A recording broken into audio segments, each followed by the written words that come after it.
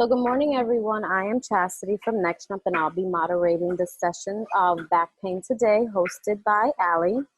Thank you all for joining this morning. We're excited to have our very first online virtual academy, and we're excited to have you joining us as well.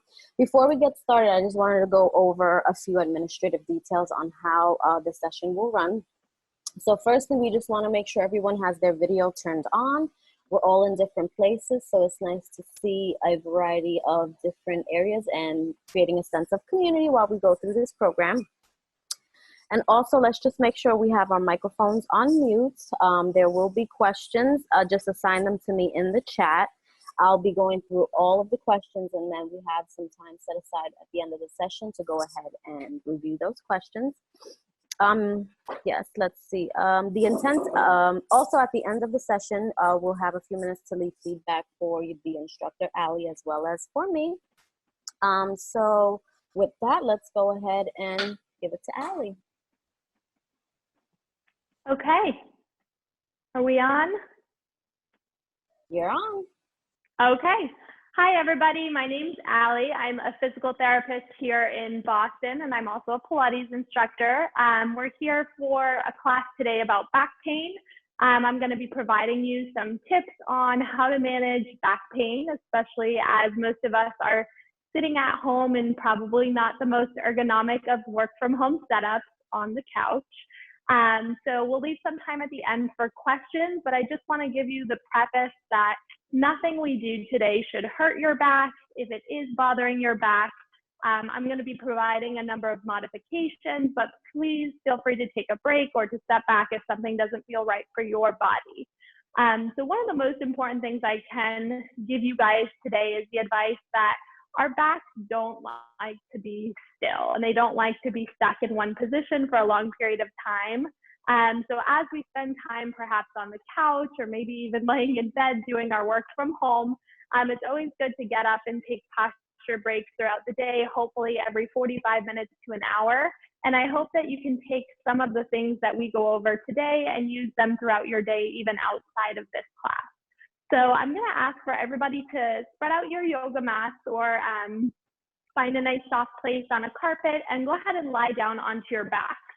I'm going to stay seated so that I can sort of see you guys and talk to you guys a little bit, but I'd like everybody to lay back. You can have the option to bend your knees or have your legs fully extended if that feels comfortable for you. And just take a moment to settle in on your mat. And as you settle in, you can keep your eyes open or closed, but we're just going to start by scanning from the very top of your head all the way down your body. And as you think about each part of your body, notice any differences you may feel from side to side. And there's really no right or wrong. This is just a moment for you to start to get in tune and in touch with your body. Notice any spots of tension, maybe any spots of heaviness on the mat. And just let your body melt for a moment. And as you lay here, start to tune your attention into your breathing. So notice where your breath is going. Try to visualize your breath. Notice if maybe it's up high in your shoulders. See if you can send some of your breath down lower, maybe into your belly, or even breathing to expand your rib cage wide out to the side or into your lower back. Our breath, when built up high into our shoulders, can actually lead to some neck pain and upper back stiffness. We have a lot of muscles around our neck that are really only meant to help us breathe in extreme situations. But when we find ourselves in these rounded seated postures, we start to use those muscles to breathe in our normal setting. And it can really lead to tension in our upper backs and necks. So use this moment to breathe down low into your belly and wide out to the side. I now ask those of you who have their knees, their legs extended, to bend your legs on the mat. And we're going to start to gently rock your pelvis front to back. So this range of motion here is within your spine's comfortable range of movement. So you're going to rock to close the space under your low back and then rock again to increase the space under your low back. Closing the space under your low back and increasing the space under your low back. Your this movement going, but perhaps increasing the amount that you move each time you rock front to back. And start to pair this movement with your breath, exhaling to close the space under your low back, inhaling to open that space. Exhale to close and inhale to open. Just 2 more here. Exhale to close that space and inhale to open. And last time, exhale to close the space and inhale to open. From here, start to gently rock your legs side to side. You can allow your hips to lift off the mat. And this is a really nice stretch to bring some rotation into your spine. And you're only going as far as it feels comfortable for your spine. Early in the morning like this, it might be pretty small. As you continue to rock, it may get a little bit bigger as you go.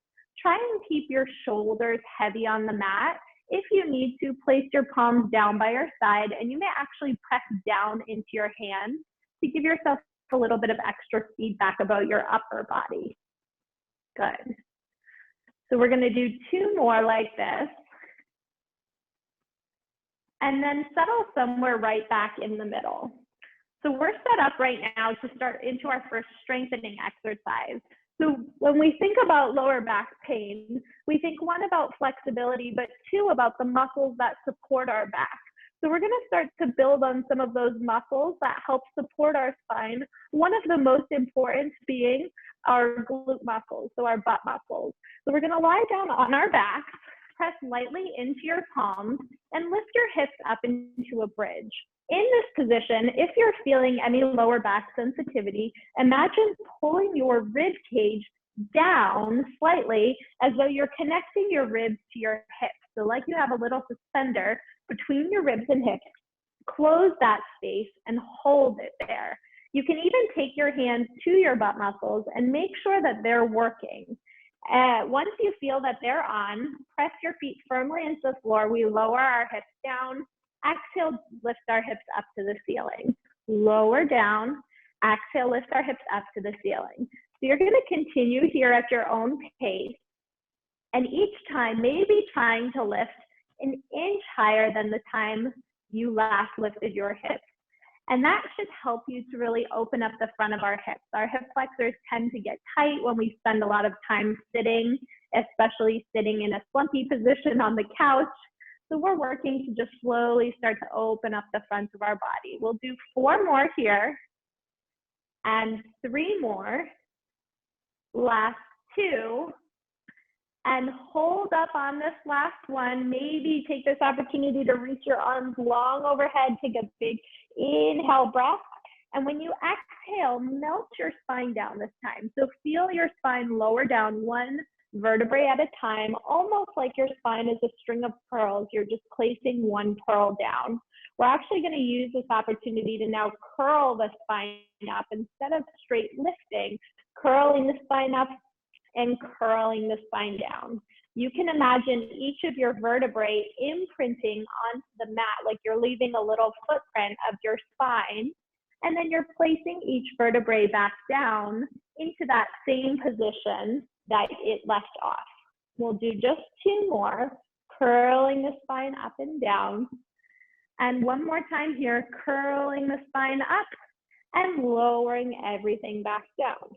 Return your arms down by your side. We're going to start to get into a little bit of light core work. Our abdominals, of course, provide a lot of stability for our spine from the front. And again, I will provide modifications if any of these movements don't feel good for you or back today. We're going to start by lightly tipping your tailbone towards your rib cage and drawing your rib cage down as though there's a heavy sandbag resting on top of your chest. Holding your rib cage heavy, bring your right leg up to a 90-degree angle. Bring your left leg up to meet it. Glue your inner thighs together. You have the option to just hold here. Maybe this is a challenge on its own. If you would like to challenge yourself, you can start by pressing 1 leg out to the center of the room, bending it back in. Exhale to push the opposite leg out, bend it back in. Modification to push your legs up a little bit higher if this feels too challenging, or down lower if you feel you can take a little added challenge here. We're going to go for about 30 more seconds here. Remember to keep pressure down into your arms to keep your upper back open. We spend a lot of time with our shoulders rounded, so think about pulling the shoulder blades down onto your back, allowing for space to breathe, and keeping your head relaxed down onto the mat. We go for 10, 9, 8, 7, 6, 5, 4, 3, 2, and 1. From here, bring your legs down and start to roll on over onto your stomach. On our stomach, this is a position of extension, and our spine is quite used to being in flexion. If this doesn't feel good, place a small pillow directly underneath your hips. From here, you're going to place your hands flat underneath your shoulders and separate your feet a little bit wider than the mat. Turn your heels together, toes apart, and start to lift up to press your back into some extension. This again may feel a little bit tight and stiff to begin, so keep this within your comfortable range of motion, but perhaps even allowing yourself to press up into a full spine extension and lower yourself all the way back down. Again, pressing your spine up, lifting through your chest, pulling your shoulder blades down onto your back, and lowering back down. This is a really nice stretch that counteracts the position we spend sitting, and it's something that you can take with you to use throughout your day, maybe every hour or two, doing a couple of these prone extensions at your own pace to keep your spine flexible and moving throughout the day. We'll do 2 more here. Good. And 1 last time. And lower all the way down. From here, we push up into an all-fours position. So when you're in the all-fours position, you want to line up with your hands directly underneath your shoulders, knees directly underneath your hips. If you have any wrist sensitivity, come down onto your forearms here. I will demonstrate up on my hands, but you always have that option. We're going to start by going through a couple of cat-cows. So you're going to round your spine, letting your head drop down, and use this opportunity to let your neck shake out. From here, drop your chest down, lift your head, pull your heart through your chest, and let your back arch. We exhale, round your spine, feel your rib cage lifting up to create roundness through your back. And then inhale, lowering everything down, let your belly drop to the floor, your head lifts, shoulders reach down your back. Again, this should be within your comfortable range of motion, which may look very different than my comfortable range of motion. So take this slowly and find that easy movement following your breath through your cat camel. We'll do 3 more here and lower down, and 2 more here and lower down, and 1 more time. Lower everything down and then settle somewhere in the middle. So we just worked our spine through flexion and extension, a forward and backwards movement. We're now going to introduce a little bit of rotation. So keep your left hand pressing down into the floor. You're going to take the weight off of your right arm and open it up to the ceiling. So you're twisting your chest open, and then we're going to take that right hand down, thread it underneath your left arm, and twist, maybe even dropping your shoulder and head down to the floor. Again, we lift up, we rotate, big stretch up to the ceiling, and then you thread your right hand underneath the left arm, let your head and shoulder drop down to the floor. We do 5 more like this, opening and rotating down. Now, this is really a stretch for your upper back, your thoracic spine. And because your thoracic spine connects to your rib cage, adding in a big breath here can help you to actually get a bigger stretch. So let yourself breathe freely. Let your rib cage open. We have 2 more here. Big opening up and reach, And last time, bend down and big open and reach and bring the right hand down. We're gonna continue over to your left side. So push down into your right hand, find your center, and start to open the left arm out. And then again, thread your left hand underneath your right arm, head and shoulder rest down, and open up. You wanna follow your hand with your eyes to add a little extra stretch to your neck. If you have any shoulder sensitivity here, you can always keep a soft bend in your arm.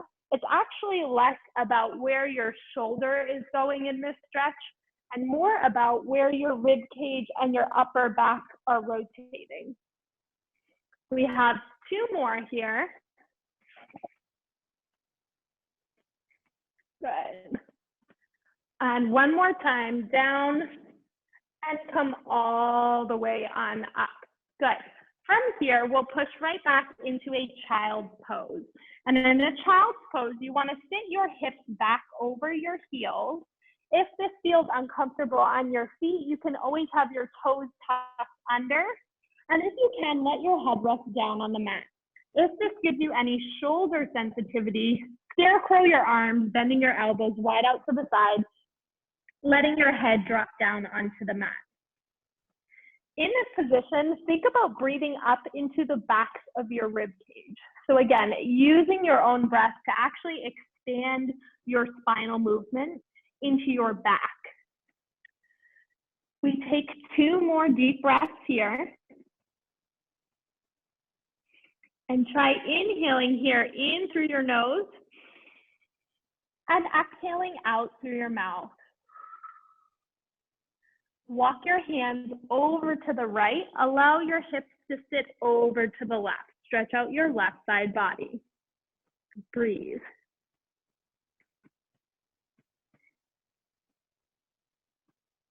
And then walk your hands over to the right. Over to the left. Allow your hips to sit off to the right side and breathe.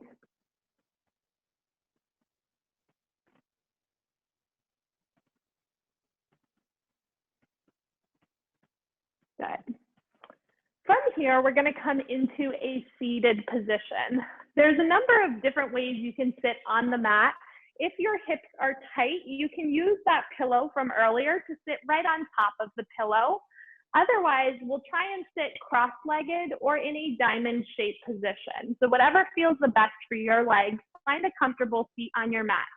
So far we've worked to bend our spine forward, bend our spine backwards, and rotate our spine. The final spinal movement that we're going to explore today is side bending. So that's moving sideways in space. So I want you guys to now imagine that you are in the panes of a toaster oven. So you're sitting up nice and tall. We're going to keep ourselves in the panes of that toaster and extend our arms wide out to the side. Can you grow longer through your fingertips? We're now going to create a mermaid motion in the air. You're going to tap one arm down, reach up and over, and tap one arm down, reach up and over. Before we do any static stretching, so stretching where you hold this position for a long period of time, we're going to create movement first. Often our spine likes to be a little bit warm before we hold big stretches. So we're here creating movement through our spine. Notice if as you reach forward, you're also bending forward. Try and open up your chest so that you stay within the panes of that toaster.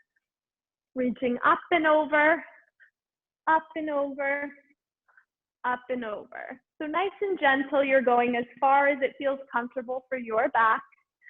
We have 4 more. And 3. Last 2.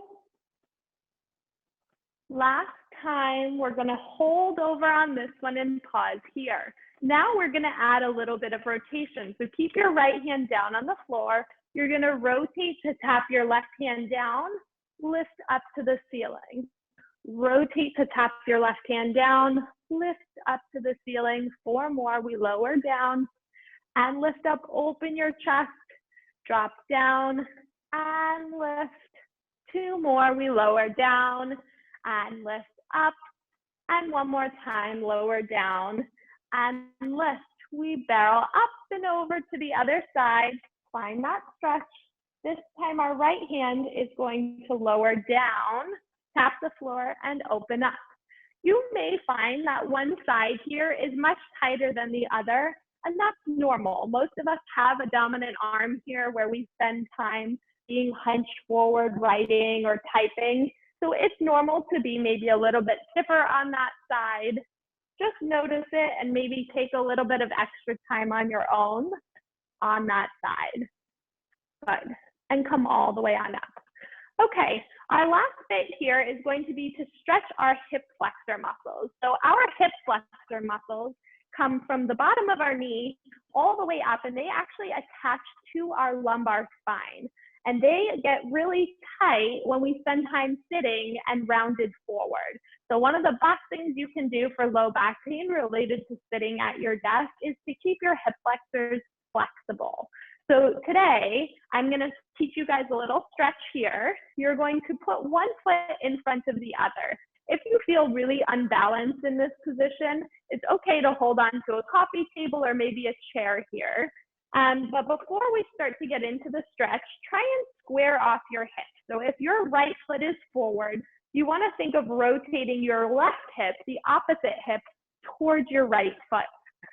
Sit your spine up nice and tall, draw your rib cage in, and then slowly start to lean forward into your right foot until you feel a stretch in your left hip flexor. And that's the muscle right across the front of your left hip. If you're not feeling that stretch, try tightening your glute muscles ever so slightly and think of lifting your own rib cage up off your hip. You may even need to rotate your left hip crease forward a tiny bit more. If you want to add to that stretch, extend your left arm up to the ceiling, your right arm down towards the floor, and you're going to bend towards the right as though you're reaching something on the floor on your right side. Because this muscle attaches way up on our lumbar spine, it's helpful to add that extra piece of spine stretch to really get into the depth of the muscle. You want to hold this stretch about 30 to 45 seconds. And then we'll go ahead and come back and switch to the other side. So you can put your opposite leg forward. I'm having my left foot in front this time. I'm going to stack my spine up tall. Again, this time now rotating my right hip forward, left hip back, rooting down my left foot into the floor, getting tall and starting to hinge forward until I feel the stretch in the front of my right hip. Once I feel that stretch, maybe add to it by lifting the chest up tall, engaging your right glute muscle ever so slightly, and breathing. If you want to increase the stretch here, you're reaching your right arm up to the ceiling, left arm down towards the floor, and gently side bending. So you're reaching over to the left like you're going to pick up something off the floor, and hold. Again, allow yourself to breathe here about 30 to 45 seconds, just gently holding. This should not be painful. This should just feel like a gentle stretch in the front of your hip. So we'll come out of that stretch today, and I wanted to save a few minutes to give you guys time to ask questions. If you've had a long history of back pain and this really didn't feel right, I of course advise you to seek real medical advice and to talk to a physical therapist about it, but I'm happy to answer any questions that you guys might have today. Thank you so much for joining. Thank you, Allie. So if you have questions, just write it in the chat and I'll go ahead and ask Allie. We do have one question from John. He asked if you don't have yoga mats, is there a good alternative? And can you do these exercises on a bed or something other than the floor? Absolutely, that's a great question. So a lot of the exercises that we did for stretching can be done on a soft surface like a bed. Some of the strengthening exercises are better done with a little bit of support for your back. So the exercises like bridging and the core work that we did. If you don't have a yoga mat, you can certainly use the floor, and it can be a hard floor or a carpeted floor. It's really just to the comfort of your spine. I think if you have a space that's a little bit softer, like a carpet, I would recommend that, but it's certainly possible to do this whole program on a regular floor.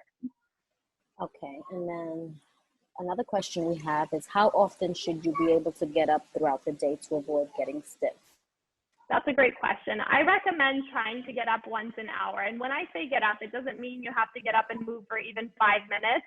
It could just be a matter of getting up for 1 minute, going, even if you just walk to the bathroom, you walk to get a cup of water, it's just a change of position for your spine. So at least once an hour, I would try and get up. I would say at least once or twice a day, you try and get in some stretching like what we did here. So, you can really do this stretching. You could do it 10 times a day. There's not an upper limit, but I would try and get it in at least once or twice a day. Also, another question is, what's a good neck stretch? That's a very good question. The neck is tricky. I think that a lot of the stretches we did today targeting your upper back are actually the best thing that you can do to help your neck, believe it or not. So our necks tend to be quite flexible.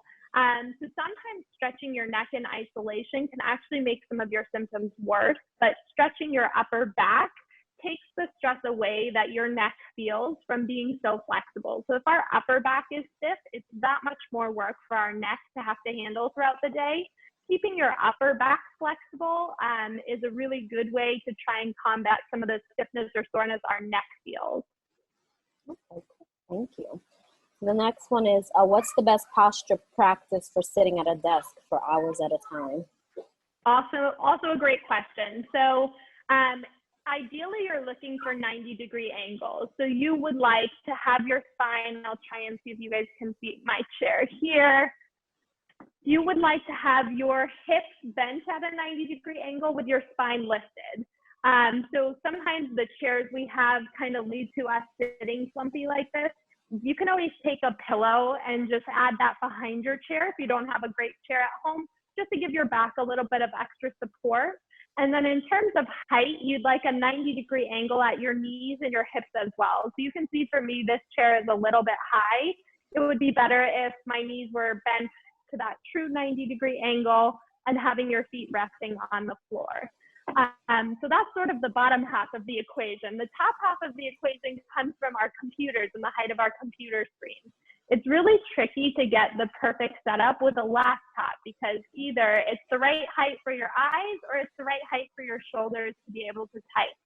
If you have the option to use an external keyboard, that gives you a lot more flexibility to be able to have your screen up high enough so you're not hunching over looking at it. You can actually sit up tall and look straight ahead at your screen, but you can also type without having your shoulders way up here. So if you have that option, that's great. Otherwise, we're not in a perfect setup with work from home. It's okay, but take time to give yourself these little stretches in between to keep your body healthy. One other question, and these two go hand in hand. So John's saying he doesn't have a desk and spends most of his time working on a laptop in his lap. Any posture tips or ideas for that? But also, What about our arms when we're using our laptops? Yeah. So again, I think with the arms, it's best to try and use an external keyboard. But if you are using a laptop, you don't have a desk, you're on your couch. What I would recommend is taking pillows and trying to build up pillows to get your laptop at least to the mid height of your chest. And then, it's kind of a funny angle here, but you're gonna let your elbows hang down by your side with your fingertips up like this. So at least the screen is relatively close to you. You don't have to lean forward to see it. And it's a little bit more lifted than resting all the way down on your lap. So the worst thing I would say is to have it resting all the way down on your lap and staring down at the screen hunched all day. So you want to try and get the screen height up. It's not the ideal position for your shoulders, so take breaks. Your arms are going to get a little bit tired holding them up like this. You may even feel like you lose circulation a little bit over time. Let your arms relax down by your side and then come back to doing what you were doing before. Perfect. Thank you, Allie.